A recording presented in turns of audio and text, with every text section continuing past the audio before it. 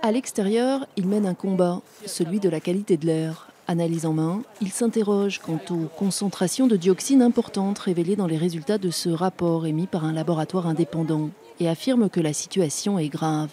À l'intérieur, le préfet manie d'autres chiffres, ceux concernant les dioxines et furanes aussi, qui sont mesurés ici tout au long de l'année, 50 analyses par an élaborées depuis 10 ans.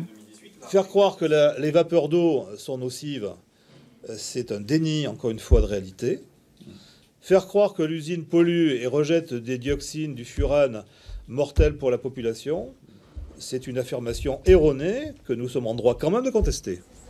Explication de texte, pédagogie et visite guidée de la maison. De l'arrivée des déchets ménagers, 60 000 tonnes sont traitées ici annuellement, jusqu'à l'autosurveillance du site, réalisée ici. En sortie de cheminée, des prélèvements sont effectués en continu mensuellement, transmis par ces ordinateurs et analysés ensuite. La surveillance est très stricte, nous dit-on.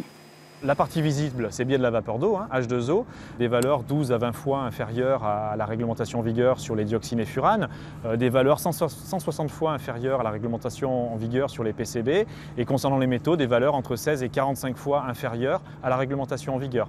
Tout ça n'est pas toxique, clairement. Les services de l'État remettent en question la méthodologie d'un rapport indépendant et le préfet s'agace. Le sujet principal en matière environnementale, c'est qu'est-ce que dégage la fumée qu'on voit, effectivement, hormis de la vapeur d'eau, y a-t-il de la poussière? Non.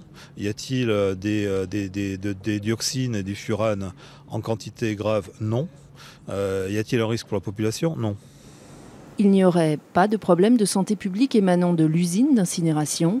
Pour le reste, le plan de protection de l'atmosphère est en cours, très attendu des citoyens de la vallée de l'Arve, qui pourrait être signé avant le 15 avril.